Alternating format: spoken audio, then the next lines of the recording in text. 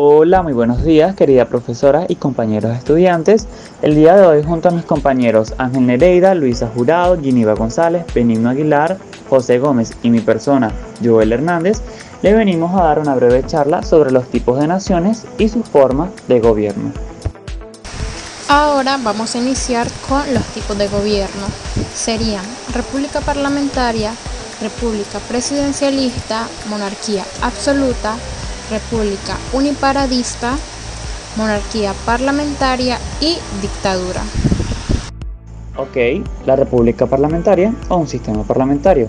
Esta se refiere al tipo de régimen de Estado, donde la formación del gobierno está cimentada en una asamblea o un sistema de asambleas, en cuya base hay un principio representativo que determina los criterios de su composición y su pertenencia depende del consentimiento de la mayoría parlamentaria. Esa mayoría puede surgir directamente de las elecciones o bien de una coalición. Su nombre se deriva de su principio fundador, o sea que el Parlamento es soberano. Hay tres variedades principales de sistemas parlamentarios. 1. El sistema de primer ministro o de gabinete de tipo inglés, en el que el Ejecutivo prevalece sobre el Parlamento. 2. El tipo francés, de gobierno por asamblea. Y 3. El Parlamento controlado por partidos, que es considerado un punto intermedio entre los sistemas 1 y 2. República presidencialista. El gobierno o sistema presidencial es aquella forma institucional en la que la constitución política establece una división de poderes en donde el poder ejecutivo es ejercido por un presidente de la república que concreta funciones como jefe de Estado, es decir, quien representa la unidad del Estado a nivel interno e internacional, o sea, la autoridad máxima de ese país. Y jefe de gobierno, es decir, que es el responsable del gobierno de un Estado o de una subdivisión territorial de este. Esta mecánica surgió en los Estados Unidos en 1787, cuya constitución creó el cargo de presidente de los Estados Unidos de América, el cual no era elegido por el Congreso, sino electo por votación del mismo país. Este sistema forma parte de la tradición de otros países de América Latina y se caracteriza por un poder ejecutivo fuerte. Ahora, características y ejemplos de esta. Las características de este gobierno es que su presidencia no dura más de 5 años.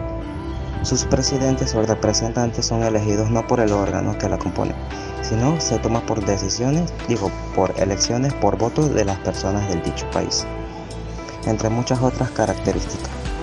Ejemplos de países con este tipo de república: Panamá, tiempo de 5 años, que es Nito Cortizo, su actual presidente. Rusia, tiempo de la presidencia con 21 años, Vladimir Putin.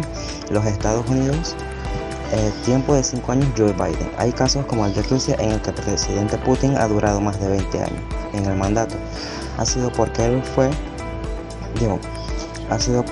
y siempre ha sido la mejor elección para dicho país. En otros casos es por corrupción o abuso de poder. Ahora veremos monarquía absoluta. ¿Qué es la monarquía absoluta? Es una forma de gobierno en la que la jefatura del Estado reside en una persona, un rey o una reina, cargo habitualmente vitalicio al que se accede por derecho y de forma hereditaria. En esta monarquía el rey no tiene limitado su poder por ninguna ley. Las principales características de la monarquía absoluta son las siguientes. El poder del monarca es absoluto, es decir, que éste administra el reino, sanciona las normas y las leyes y controla su cumplimiento. Las decisiones que toman son inapelables y solo pueden ser alcanzados para la justicia divina. Segundo, existen muy pocos límites para la autoridad real.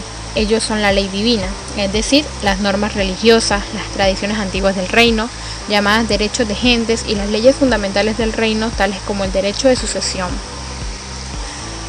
Tercero, por lo general, el poder del monarca se transmite a través de herencia de sangre, es decir, que se hereda entre miembros de la misma familia y es vitalicio.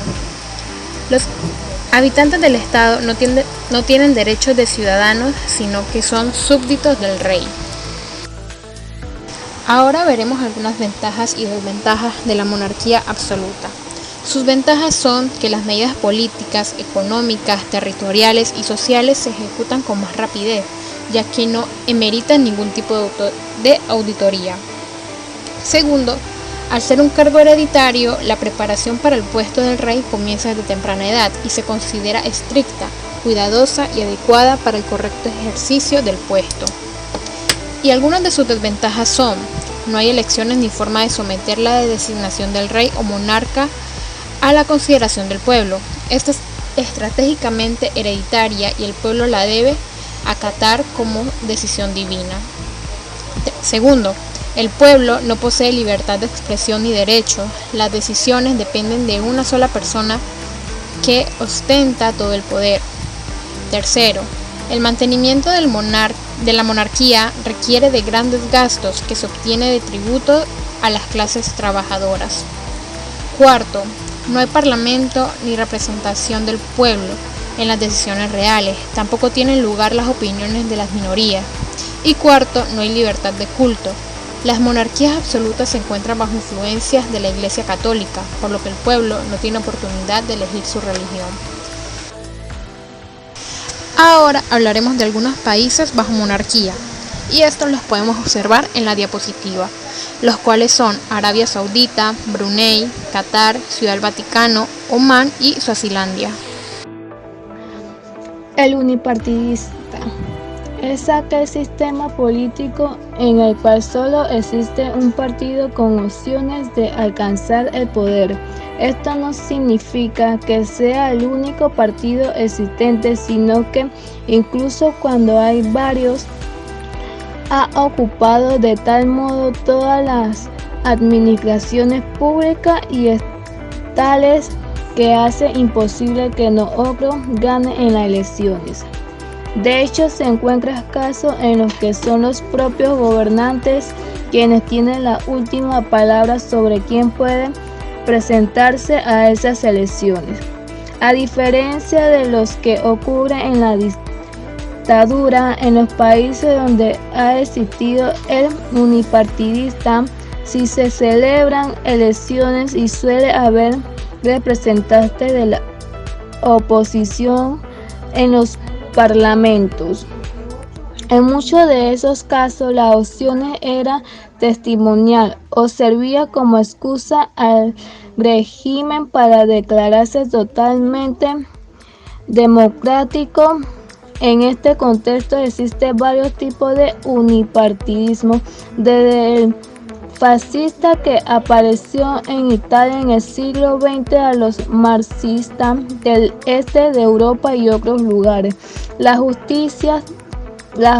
justificaciones teóricas acerca de la necesidad de que ese fuera el sistema político elegido varían dependiendo de las ideologías que lo sustenten. En cualquier caso, muchas regiones unipartidistas se encuentran a un paso de ser consideradas auténticas dictaduras. La monarquía parlamentaria. La monarquía parlamentaria nació en Inglaterra en 1688, luego de la Revolución Gloriosa, cuando se instauró el Parlamento como forma definitiva para controlar las funciones del rey y limitar sus excesos, que históricamente retrasaban y frenaban el progreso de las naciones. Dentro de esta estructura de gobierno, el máximo representante, que es el rey, que es el monarca, quien ejerce la función de jefe de Estado. A su vez, este es controlado por el jefe de gobierno, al cual ser un primer ministro o presidente del poder ejecutivo, y por el parlamento, quien se encarga de las actividades legislativas. Asimismo, las leyes y decretos emitidos por el parlamento o poder ejecutivo deben ser ratificados y aceptados por el rey o monarca. El rey en las monarquías parlamentarias y ostenta su cargo de forma vitalicia. Es una forma autoridad de gobierno caracterizada por tener un solo líder o un grupo de líderes y una escasa o nula tolerancia hacia el pluralismo político o la libertad de prensa. Un aspecto común que caracteriza a los dictadores es aprovechar su fuerte personalidad, generalmente suprimiendo la libertad de expresión y el discurso de las masas para mantener una supremacía y estabilidad política y social completa. De aquí pósteres de algunos protagonistas que son Adolfo Hitler, Joseph Stalin, dos de los dictadores más conocidos del siglo XX. Los tipos de dictadura. Dictadura militar. Son regímenes en los que un grupo de oficiales detentan el poder, determinan quién dirige el país y ejerce influencia sobre la política. Dictadura de partido único. Son regímenes en los que un partido domina la política. En las dictaduras de un solo partido tiene acceso a cargos políticos y control sobre la política. Dictadura personalista. Son regímenes en los que todo el poder está en manos de un solo individuo. Dictadura de monarquía. Son regímenes en los que una persona de ascendencia real ha heredado el cargo de jefe de Estado de acuerdo con la práctica o la constitución aceptada. Dictadura híbridas. Son regímenes que combinan cualidades de dictaduras personalistas, de partido único y militares.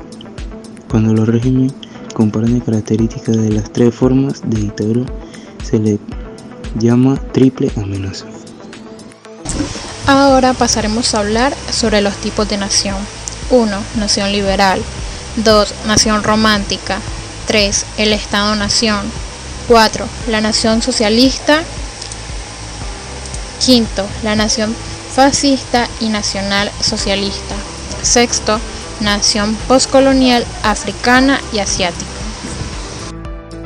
La nación liberal es un tipo de nacionalismo identificado por los filósofos políticos que creen que puede existir una forma no xenofóbica del nacionalismo que se encuentra compatible con los valores liberales de la libertad.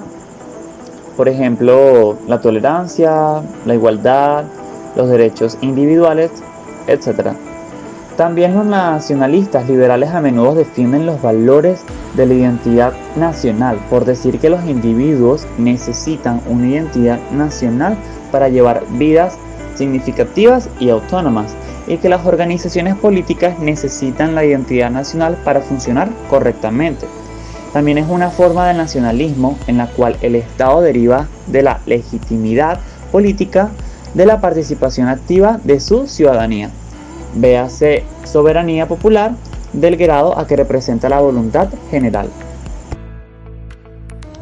Nación romántica es una forma de nacionalismo en la cual el Estado deriva su legitimidad política como consecuencia orgánica de la unidad de los individuos que éste gobierna. Esto incluye, dependiendo de la manera particular de la práctica, de la lengua, de la raza, la cultura, la religión y las costumbres de la nación en su sentido primario y secundario, de conjunto de personas nacidas dentro de la misma cultura. Esta forma de nacionalismo nació como reacción a la hegemonía dinástica o imperial, que proclamaba la legitimidad del Estado de arriba hacia abajo, que el monarca recibía de Dios. El Estado-nación. El Estado-nación es una entidad política definida por tener un territorio claramente delimitado, una población constante, si bien no fija, y un gobierno. Estado-nación es una organización política de población homogénea que comparte cultura y lengua con un gobierno que sirve a los intereses de esta. No hay en el mundo ningún pueblo con esta homogeneidad, pero sí que se aproximan. El Estado puede ser definido como una organización respaldada por el denominado monopolio de la violencia legítima. Y nación es un conjunto de personas de un mismo origen étnico que tienen unos vínculos históricos, tradicionales y culturales. La nación socialista es aquel que se declara constitucionalmente dedicado a la construcción del socialismo o al tránsito hacia una sociedad comunista. A lo largo del siglo XX, varios los países que se han proclamado como réplicas. En la actualidad, 5 estados se declaran a sí mismos como socialistas. Está estrechamente relacionado con la estrategia política del socialismo de Estado, un conjunto de políticas gubernamentales orientada a la creación de una economía socialista en un solo país. Esto es una economía centralizada, planificada y que aplica un modelo de distribución de bienes de consumo con el criterio igualitario. Por parte el término Estado obrero se usa para distinguir a un Estado donde la clase trabajadora controla la maquinaria del Estado, pero no se ha establecido aún una economía socialista. Este concepto se distingue del Estado socialdemócrata o socialliberal, que generalmente se refiere a un Estado democrático liberal, presidido por partido electo por sufragio y que procura aplicar modelos redistributivos de justicia social, sin que persiga el desarrollo del socialismo. En estos casos, el aparato del Estado no está obligado constitucionalmente a una eventual transición socialista hacia el consumo. Socialismo nacional es un concepto que remite a la combinación del socialismo con el nacionalismo o con alguna forma de sentimiento nacional o nacionalidad. La mayoría de las teorías asumen la democracia generalizada como principio básico de un Estado socialista, entendida como la participación democrática de los trabajadores en todos los niveles de la administración estatal y económica, mientras que esta teoría varía en el grado en que consideran deben ser delegadas las decisiones de planificación económicas en los funcionarios públicos y especialistas administrativos. A principios del siglo XXI, observadores de derecha, especialmente en los Estados Unidos, han llegado a utilizar el término Estado socialista para describir a los estados que proporcionan disposiciones de bienestar como asistencia médica y subsidios por desempleo. A pesar de que su base económica esté mercantilizada y opere en función de las ganancias de privados. Nación fascista y nacionalsocialista. Tras la Primera Guerra Mundial y especialmente en Italia y Alemania, surgieron ciertos movimientos políticos que radicalizaron en extremo la ideología nacionalista. Se crearon estereotipos especialmente étnicos para establecer las naciones. La idea de estados nacionales étnicamente homogéneos, aun siendo previa, llegó hacia su clímax en el siglo XX, con el arribo de la llamada eugenesia y las constantes consecuentes limpiezas étnicas, dentro de los cuales el holocausto de Alemania nazi es el ejemplo más conocido. Los dos políticos más representativos de la ideología fascista y nacionalista son Benito Mussolini, Italia, y Adolf Hitler, Alemania. Representativamente, mediante las férreas dictaduras que establecieron en sus respectivos países, vincularon su idea de nación y el camino que según ellos debían seguir a su voluntad propia. Así pues, para ellos la nación se encarnaba en su persona. La nación postcolonial africana a finales del siglo XIV, la lucha por África, 1874 hasta 1914, resultó ser el final del colonialismo mercantilista de las potencias imperiales europeas. Sin embargo, para los africanos las consecuencias fueron mayores que en el resto del mundo colonizado no occidental. En los países postcoloniales de África, africanos no africanos viven en un mundo de géneros, etnias, clases e idiomas, edades, familias, profesiones, religiones y naciones. Se sugiere que el individualismo y el postcolonialismo son fenómenos culturales esencialmente discontinuos y divergentes. Así Mbembe es un filósofo camerunés, teórico político e intelectual público que luchó contra todo esto para la revolución del continente africano. La nación postcolonial asiática. La Indochina francesa se dividió en 5 subdivisiones: Tonkin, Annam, Cochinchina, Camboya y Laos. Cochinchina sur de Vietnam fue el primer territorio bajo control francés. Saigon fue conquistada en 1859 y en 1886 se estableció la Unión Indochina. Ahí podemos ver un mapa de Indochina del periodo colonial que muestra las 5 subdivisiones.